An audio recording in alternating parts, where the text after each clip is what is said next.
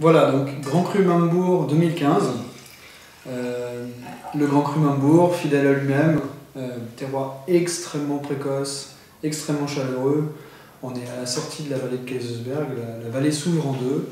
Et il n'y a finalement qu'un seul des côtés de cette vallée qui continue très très loin. Et donc tout au bout, à l'extrémité, face à la plaine, il n'y a rien du tout en face. On est sur le Grand Cru Mambourg. Donc terroir de calcaire, sol très pierreux, beaucoup de pierres rondes usées par le temps puisqu'elles étaient sous un glacier, des calcaires de l'oolite.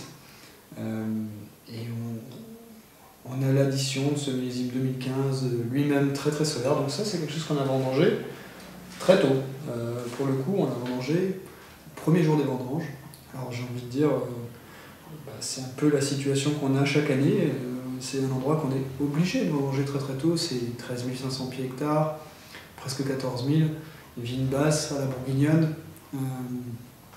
Voilà, comment construire un grand vin sec et serré, mais avec une vraie densité et un vrai fond de bouche. Donc là, moi je dirais, retour dans le CVE, retour dans la...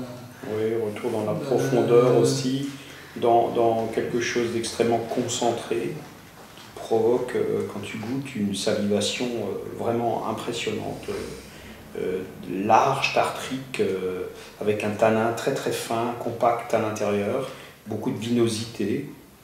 C'est... Peut-être un des vins de la cave qui est le plus prêt. Oui. Alors en barrique, hein, ça fermente toujours beaucoup mieux, voilà. Ça va au bout. Donc plutôt que la levure sélectionnée, la barrique, ça peut être une assez bonne solution pour faire des grands vins secs. Je dis ça en passant, sans polémique. Et on avance sur cette attaque consistante, très très puissante. C'est un grand vin de table, souverain, qui n'aura peur de rien, et surtout pas d'un Montrachet. Parce que là, il y a vraiment du vin, quoi, hein. La vigne est maintenant pleinement adulte. Tu vois, tu as presque la bouche est presque tannée par la puissance du vin, par le côté comme ça. J'ai mordu dans quelque chose, c'est de l'acier, quoi. C'est vraiment compact, avec une acidité extrêmement puissante, totalement mûre, absolument tartrique. Et autour de ça, tu as ce tanin, comme ça, très patiné, cette usure, l'encaustique, la cire, le chiffon. Il y a une forme sphérique, un accomplissement. Moi, ça me touche comme vin.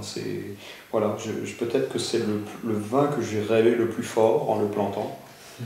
Et j'ai une émotion incroyable quand je goûte ça comme ça, tout jeune, qui dit déjà une vérité. Tu goûtes ça, c'est vraiment le prototype du grand vin, tu vois. Les gens, ils goûtent ça, ils comprennent tout de suite à la longueur, à la largeur, à la puissance, à l'épaisseur de la salivation, ils comprennent que c'est un grand vin. Ils s'arrêtent. C'est pas une fantaisie, c'est pas un truc un peu... c'est pas un truc qui fait une médiation, qui est au milieu de quelque chose. Non, il affirme. Moi, je fais. Alors, ça, c'est impressionnant.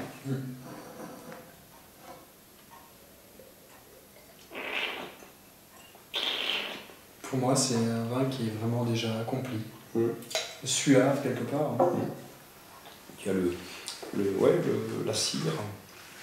C'est vraiment... Et en même temps, c'est fluide. Ça fait cette étoffe. Tu vois, c'est fluide. C'est fluide, mais il y a cette étoffe un peu noble qui fait penser comme ça, presque un peu ouaté, mais avec cette il y a une torréfication du raisin, on sent que c'est vraiment un pépin brun, il y a un tanin incompli, c'est un profil mais il y a très complexe. Et puis il y a quand même la sève qui relance, quoi. Oui, il y a bien sûr. Finale, je continue de rafraîchir. Et ça s'attaque comme ça, et après ça... Avec une queue. C'est une comète.